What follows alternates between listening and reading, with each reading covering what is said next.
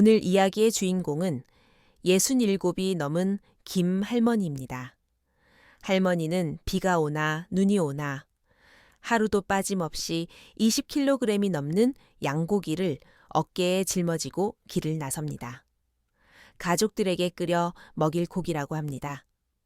하지만 이상한 점은 정작 할머니의 집 굴뚝에는 밥 짓는 연기 한 줄기 피어오르지 않는다는 것입니다. 인기척도 없습니다. 그런데 누군가가 보았습니다. 할머니가 매일 도시 외곽 버려진 폐축사를 향해 걸어가는 모습을 말이죠. 아무도 할머니가 그곳에서 도대체 무엇을 하는지 알지 못했습니다. 이웃 사람들은 수군대기 시작했습니다. 혹시 나쁜 일에 휘말린 건 아닐까, 누군가에게 이용당하고 있는 건 아닐까, 아니면 정신이 온전치 못한 걸까. 양고기 전골 한 그릇에 얼마나 깊은 비밀이 숨겨져 있을까요? 한 명의 노인이 어떻게 온 동네를 감쪽같이 속일 수 있었을까요? 할머니 입에서 여전히 살아있다고 말하는 아들은 도대체 누구일까요? 오늘의 이 사건은 여러분에게 살아있다는 것의 의미, 그리고 내려놓지 못한다는 것의 진정한 무게를 다시금 생각하게 할 것입니다.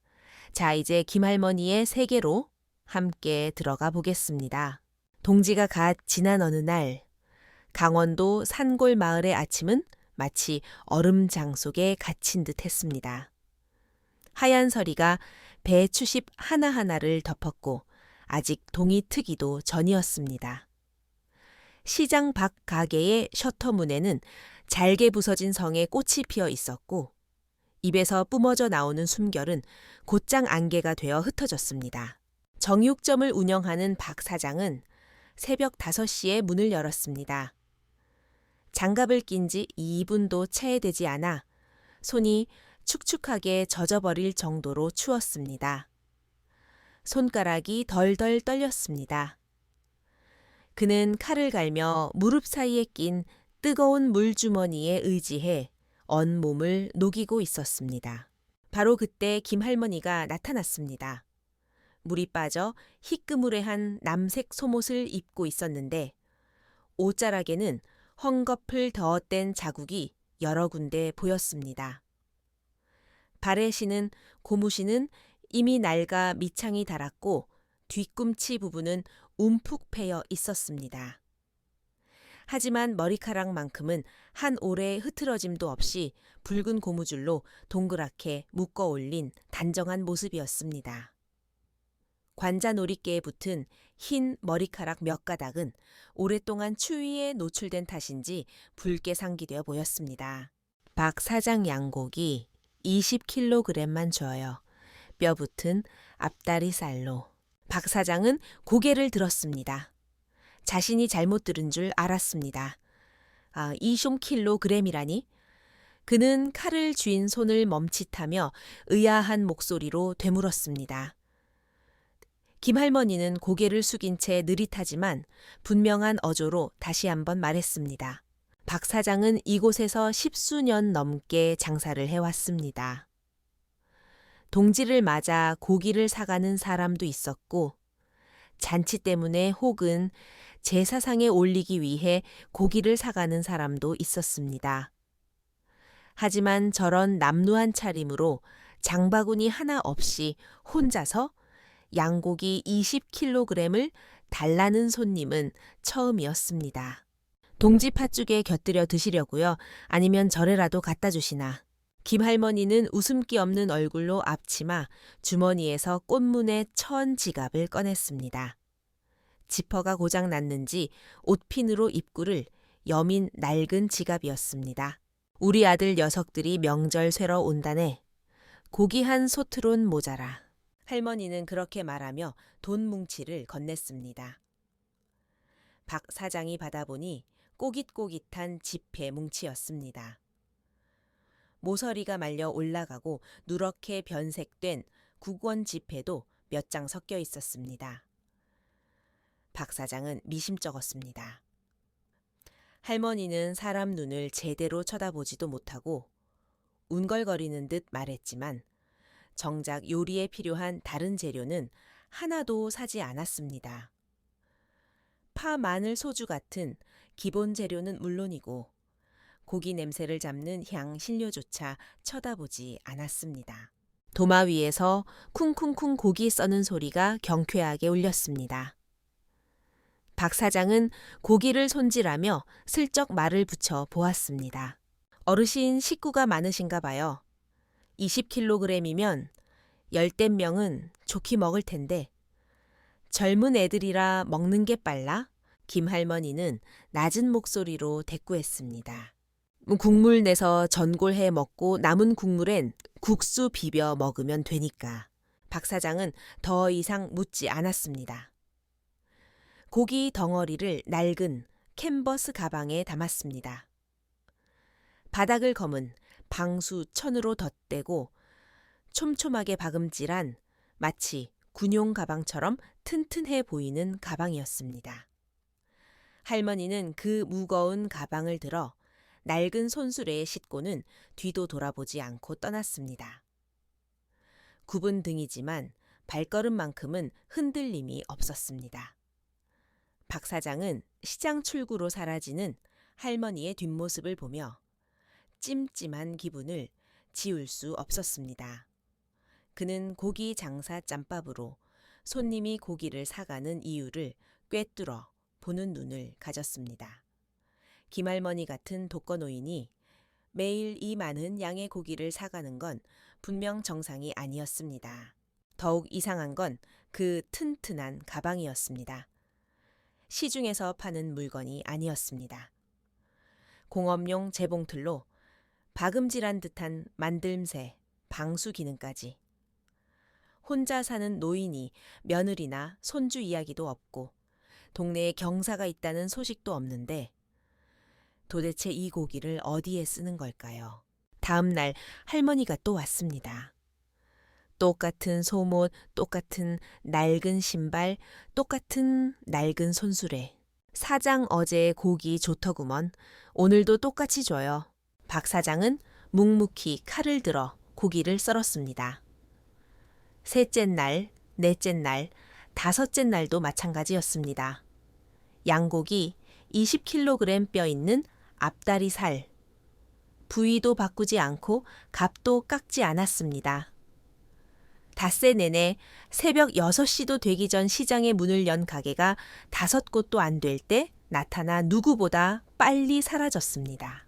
엿새째 되던 날 박 사장은 불면증에 시달리기 시작했습니다. 머릿속에는 그 낡은 캔버스 가방과 누런 지폐들 그리고 미세하게 떨리던 김할머니의 손만 맴돌았습니다. 혹시 누군가의 사주를 받고 불법 단체에 물건을 조달하는 건 아닐까? 아니면 집에 말 못할 끔찍한 일이 생긴 걸까?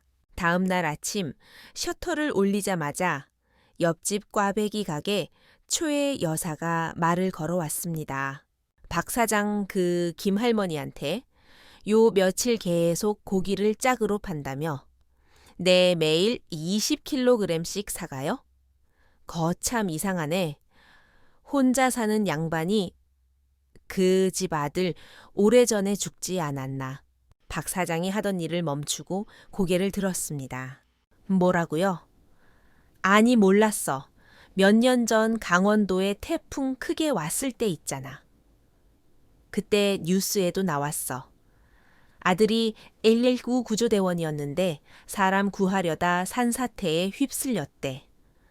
장가도 못 간 새파란 총각이었는데 쯧쯧 박 사장의 등골이 서늘해졌습니다. 며칠 전 김할머니가 했던 말이 떠올랐습니다. 아들 녀석들이 명절 쇠러 온다고 아이들이 양고기 전골을 좋아한다고 분명히 말했습니다. 아들이 돌아온다고 했는데 돌아오긴 개뿔. 동네 사람들 다 알아. 할머니가 가끔 혼잣말도 하고 충격 때문에 정신이 좀 오락가락한다는 소문도 있어. 최 여사는 혀를 차며 자리로 돌아갔습니다. 박 사장의 머릿속은 뒤죽박죽이 되었습니다. 할머니가 내밀던 국원 지폐들. 장롱 깊숙한 곳에서 꺼내온 듯한 그 돈들은 아들이 살아있을 때 남긴 유품일지도 모릅니다. 그렇다면 그 많은 고기는 도대체 누구 입으로 들어가는 걸까요? 귀신에게 제사를 지내는 걸까요? 아니면 정말 미쳐버려서 허공에 대고 밥상을 차리는 걸까요?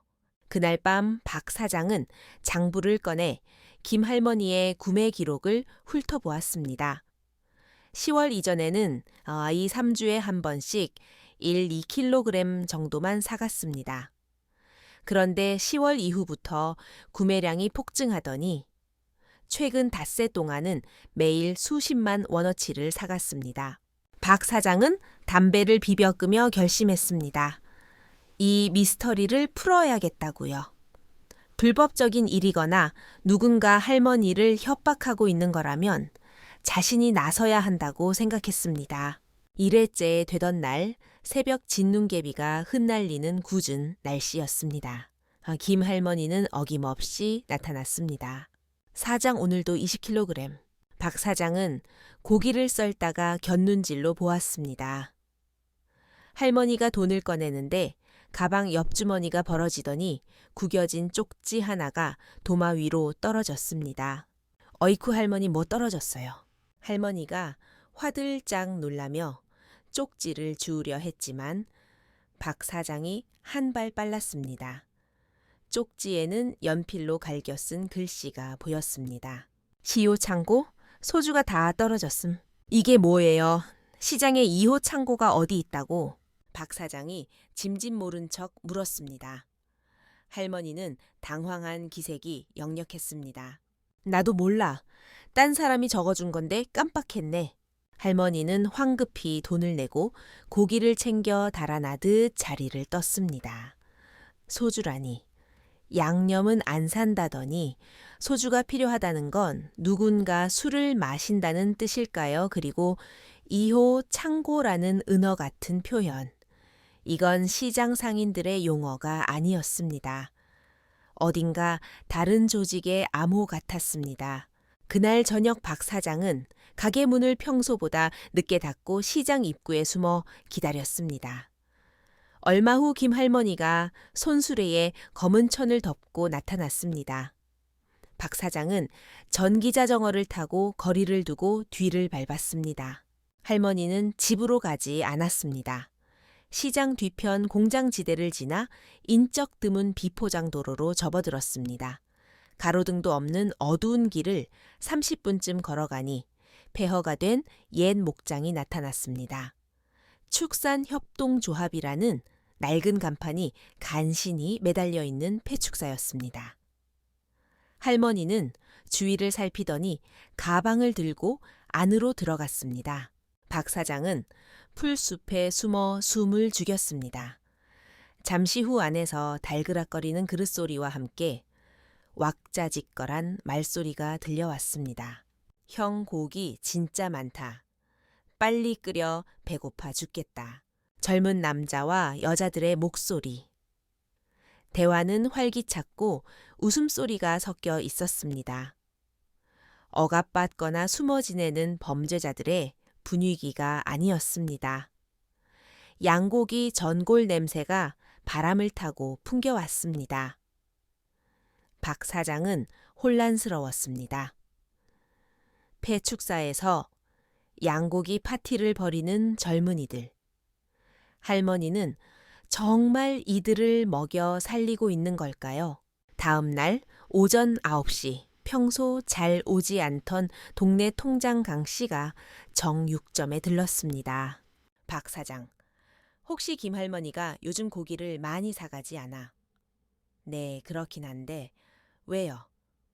주민들이 걱정하더라고.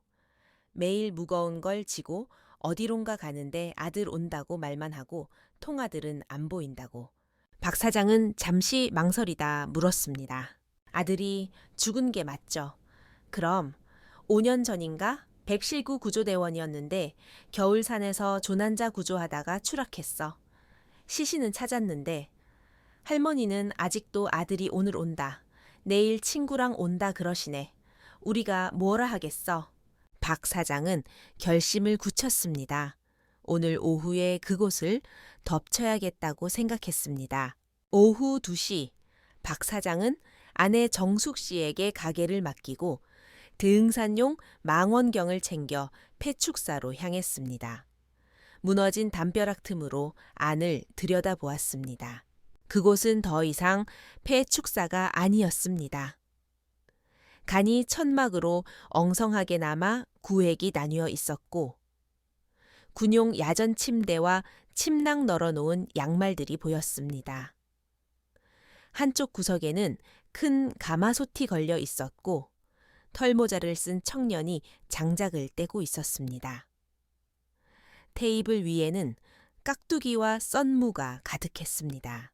그때 김 할머니가 부엌 쪽으로 걸어가는 게 보였습니다. 오늘 사간 고기를 꺼내 능숙하게 뼈를 바르고 솥에 넣었습니다. 벽에 붙은 손으로 쓴 대자보가 박 사장의 눈에 들어왔습니다. 동계 폭설 대응, 민간봉사단, 제설 및 구호 활동 작전 본부. 박 사장은 머리를 한 대 맞은 듯 멍해졌습니다. 그들은 노숙자도 범죄 집단도 아니었습니다.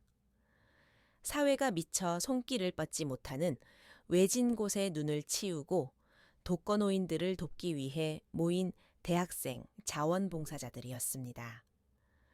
김 할머니는 그들의 밥을 해주는 식사, 당번이자 어머니였던 것입니다. 박 사장은 망원경을 내리고 털썩 주저앉았습니다. 할머니가 나른 것은 단순한 양고기가 아니라 먼저 떠난 아들에 대한 사랑이었습니다. 저 아이들은 할머니에게 살아있는 아들들이었습니다. 다음 날 아침 박 사장은 따뜻한 생강차를 끓여놓고 할머니를 기다렸습니다. 김 할머니는 미친 것도 속은 것도 아니었습니다. 그녀는 너무나 맑은 정신으로 끊어진 사랑을 잊고 있었습니다. 사장 오늘은 30kg만 줘. 뼈 좀 넉넉히 넣고. 할머니의 목소리는 평소처럼 담담했습니다. 돈을 꺼내는데 가방에서 낡은 사진첩 하나가 툭 떨어졌습니다. 펼쳐진 페이지에는 PL9 구조 때 제복을 입은 청년 4명이 눈 덮인 산을 배경으로 어깨동무를 하고 있는 사진이 있었습니다. 가장 왼쪽 선한 눈매의 청년. 박 사장은 뉴스에서 본 적 있는 얼굴임을 직감했습니다. 김 할머니의 아들이었습니다. 아드님, 이군요. 박 사장이 조심스럽게 물었습니다. 할머니는 사진첩을 받아들며 흙을 털어냈습니다. 이 녀석도 그랬어. 집에 붙어있는 날보다 밖으로 나도는 날이 더 많았지. 봉사활동이다 구조다 해서 할머니의 목소리는 바람처럼 가벼웠지만 물기 어린 슬픔은 없었습니다. 저 아이들이 꼭 내 아들 같아. 아들이 못다 한 일을 저 아이들이 대신해주고 있어. 그래서 밥이라도 먹이는 거야. 박 사장은 가슴이 먹먹해졌습니다. 내 아들이 아직 살아있다는 말은 육신이 살아있다는 뜻이 아니었습니다. 그 정신이 남을 위해 희생하는 그 마음이 저 청년들의 핏줄 속에 살아 숨 쉰다는 뜻이었습니다. 할머니는 혼자가 아니었습니다. 양고기 전골이 끓는 동안 할머니의 아들은 그곳에 함께 있었습니다. 이 옷들 내가 빨아서 입히는 거야. 아들 녀석이 입던 건데 할머니는 사진 속 청년들이 입은 것과 비슷한 붉은 점퍼를 가리키며 말했습니다. 있던 하던 날 입었던 옷도 내가 기워준 거였는데 할머니는 사진첩을 챙겨 떠났습니다. 박 사장은 더 이상 의심하지 않았습니다. 하지만 걱정은 커졌습니다. 폐축사는 안전하지 않았습니다. 낡은 건물, 임시로 끌어다 쓴 전기. 만약 불이라도 난다면 박 사장은 고민 끝에 며칠 뒤 새벽 파출소에 전화를 걸었습니다. 한경위님, 저 정육점 박 사장인데요. 확인할 게 좀 있습니다. 다음 날 한경위와 함께 폐축사를 찾았습니다. 안에 계신 분, 문 좀 열어주세요. 파출소에서 나왔습니다. 녹슨 철문이 열리고 나타난 건 앞치마를 두른 김 할머니였습니다. 할머니는 경찰을 보자마자 사색이 되었습니다. 아니, 여긴 왜? 신고가 들어와서 안전점검차 왔습니다. 할머니는 체념한 듯 문을 열어주었습니다. 안으로 들어선 박 사장과 한경위는 놀라운 광경을 목격했습니다. 깨끗하게 정돈된 바닥 줄지어 선 침대. 그리고 한쪽에서 휠체어를 탄 이웃집 최 노인이 학생의 터진 장갑을 꿰매주고 있었습니다. 그의 어르신 여박 사장 왔는가. 말을 못하던 초의 노인이 어눌하지만 분명하게 입을 열었습니다. 이 녀석들이 말동무를 해주니 입이 트이네 그려. 그때 안경 쓴 청년이 다가왔습니다. 봉사단 리더인 강지훈 학생이었습니다. 죄송합니다. 저희가 갈 곳이 없어서 빈 곳을 찾다 보니 여기까지 왔습니다. 주민들께 폐 끼치지 않으려고 조용히 지냈는데 박 사장이 물었습니다.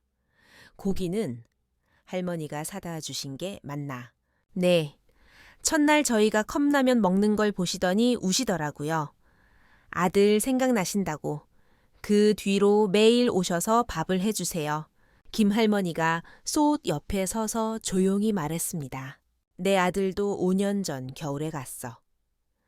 그날도 내가 양고기탕을 끓여놓고 기다렸는데 결국 못 먹고 갔지. 이 아이들이 뜨거운 국물 먹는 걸 보면 내 아들이 먹는 것 같아. 순간 정적이 흘렀습니다.